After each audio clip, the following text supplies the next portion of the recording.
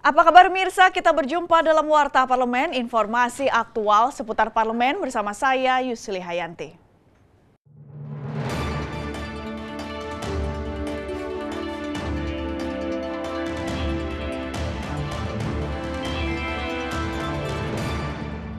Terkait dikeluarkannya Peraturan Menteri Lingkungan Hidup dan Kehutanan Nomor 39 Tahun 2017 tentang perhutanan sosial di wilayah kerja Perum Perhutani, Komisi 6 DPR RI menilai peraturan ini beresiko menimbulkan konflik sosial dan dapat melemahkan pihak perhutani.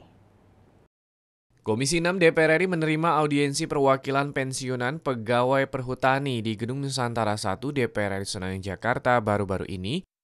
Usai pertemuan, Wakil Ketua Komisi 6 DPR RI Muhammad Hekal mengatakan, meski tujuan pemerintah mengeluarkan peraturan ini baik, yakni memberikan izin pemanfaatan hutan kepada masyarakat atau petani miskin di wilayah kerja Perum Perhutani, namun jika tidak tepat sasaran, dapat menimbulkan konflik sosial di masyarakat. Muhammad Hekal menjelaskan niat baik mengenai reformasi agraria ini justru dikhawatirkan oleh perhutani mengenai dampak lingkungannya. Karena jika tidak dapat mengelolanya, maka fungsi hutan sebagai penyimpan air tanah ataupun penahan banjir bisa menjadi rusak. Dengan yang sebetulnya munculnya dari niat baik untuk masyarakat bisa terbagi tanah. Nah, reformasi agraria yang disampaikan dan itu mereka curiga bahwa ada pemelintiran daripada nawacita Presiden bahwa ini dipelintirin hanya untuk sekedar bagi-bagi tanah, dan kita khawatir dengan bagi-bagi tanah ini akan muncul konflik horizontal yang luas karena sebetulnya masyarakat sekitar tanah yang mau dibagi itu seharusnya mendapat prioritas, tapi yang kami banyak dapat laporan bahwa ternyata nama-nama yang mendapat izin ini bukanlah masyarakat yang ada di sekitar area itu. Muhammad Hekal menambahkan pemerintah seharusnya memperkuat perhutani untuk mengelola hutan yang telah menjalin kemitraan dengan masyarakat dengan kemudahan pembiayaan dan evaluasi kinerja. Dengan membagi-bagi lahan tanpa memperhatikan dampak sosial dan lingkungannya, menurut Hekal, program ini justru akan memperlemah posisi pemerintah dalam penguasaan sumber daya alam untuk kemakmuran rakyat. Ini karena kalau 500.000 hektar aja dibagi 2 hektar per orang itu ada 250.000 izin. Berapa pegawainya perhutani ataupun ditambah dinas-dinas kehutanan bisa mengawasi bahwa mereka benar-benar menanam gitu kan. Dan nanti giliran petugas datang ke lapangan berhadapan dengan masyarakat udah lemah lagi kalau udah ancam-ancaman bentrok fisik kan.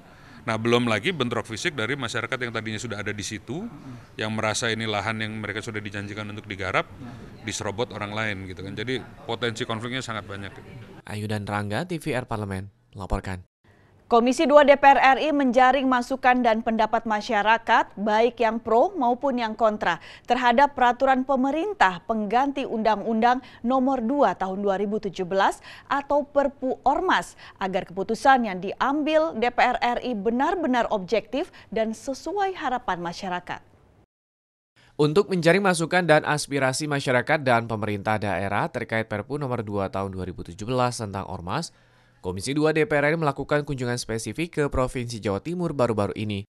Dijumpai saat pertemuan tim Komisi 2 DPR dengan jajaran Satuan Kerja Perangkat Daerah atau SKPD di Provinsi Jawa Timur dan sejumlah ormas, antara lain Nahdlatul Ulama dan Muhammadiyah.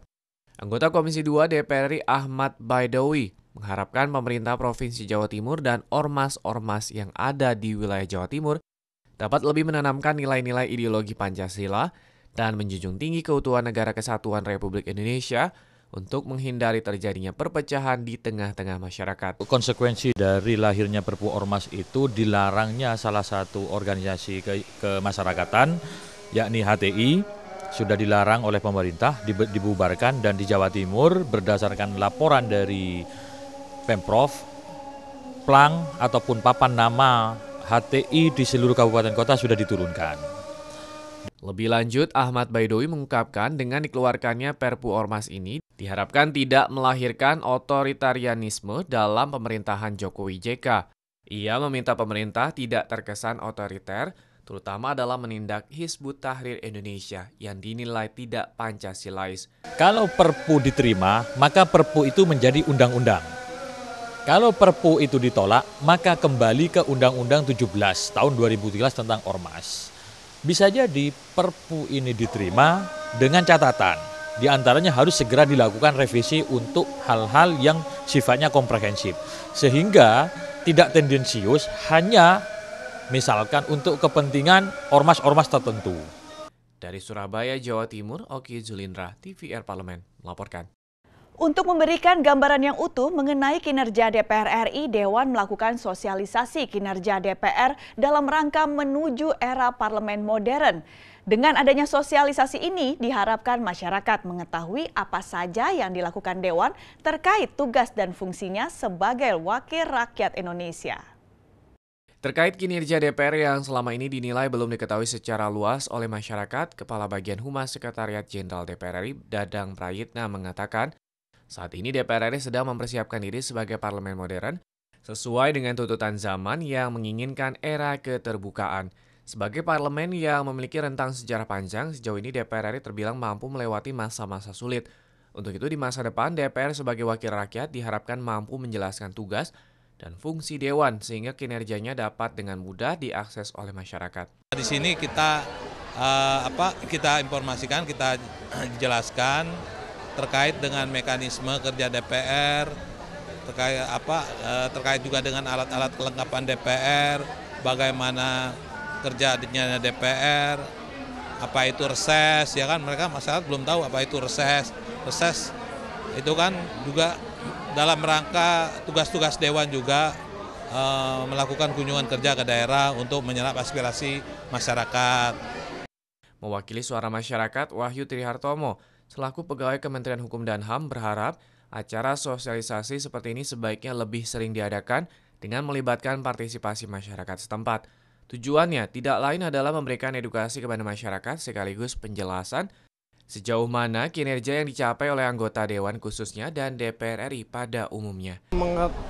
Cara ini sih sebenarnya salah satu yang cukup efektif ya, namun bagaimana cara lain itu banyak dilakukan ya, bisa melalui media-media sosial, karena sekarang kan sudah marak dunia media sosial, kita bisa gunakan untuk edukasi kepada masyarakat mengenai DPR itu sendiri. Sanika Sembiring dan Dodi, TVR Parlemen, melaporkan.